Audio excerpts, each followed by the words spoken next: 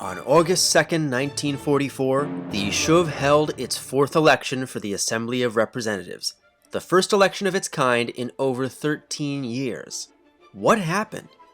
Back in 1933, the Yishuv convinced Nazi Germany to let 60,000 Jewish refugees escape to Palestine.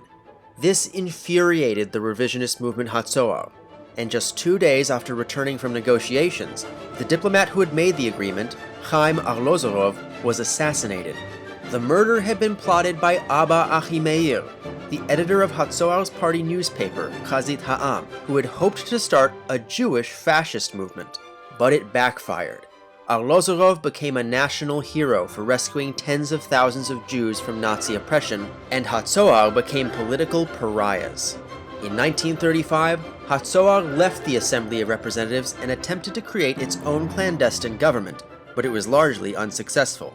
In 1936, the British made a proposal to divide Palestine into Jewish and Arab states.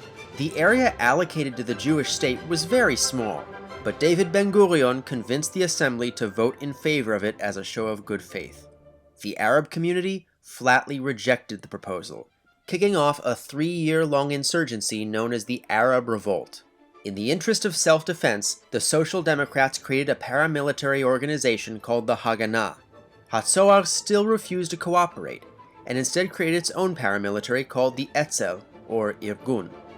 At the end of the revolt, the British issued the White Paper, restricting most Jewish refugees from entering Palestine just in time for World War II. In response, David Ben-Gurion advocated a dual policy, cooperating with the British to fight Hitler while also helping Jewish refugees sneak into the country. In his own words, "We must support the army as if there were no white paper, and fight the white paper as if there were no war."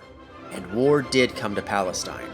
In 1940, the Italian Air Force bombed Haifa and Tel Aviv, and the next year, Haganah fighters were recruited into the British invasions of Syria and Iraq.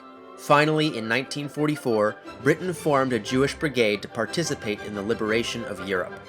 Ze'ev Jabotinsky died in 1940, but his successor, Menachem Begin, continued Jabotinsky's hard line against the mandate. The Irgun had no reservations about attacking the British.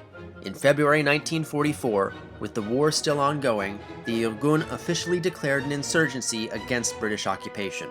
Concluding that the war would soon be over, and that the emerging horrors of the Holocaust would force the issue of a Jewish state sooner rather than later, the assembly decided to hold elections without Hatzoar. Effectively filling their place on Ben-Gurion's right was the moderate New Aliyah Party, largely representing escapees from the Holocaust. Ben-Gurion also faced opposition to his left. On May 20th, 1944, several leaders of the kibbutz movement and the Haganah broke away to form a new Achdut HaAvodah. They were frustrated at Ben-Gurion's willingness to make territorial concessions to the Arabs, as well as his skepticism of the Soviet Union. And here are the results. Mapai came in first place with 64 seats, followed by the alliance of Hashomer HaTzair and Poalei Zion with 21, the New Aliyah Party with 19, and Hapoel HaMizrahi and Achdut HaAvodah with 16 each. All other parties received 37 seats. In the immediate aftermath of the election, the Jewish National Council, headed by President David Remez, ordered a purge of Irgun insurgents.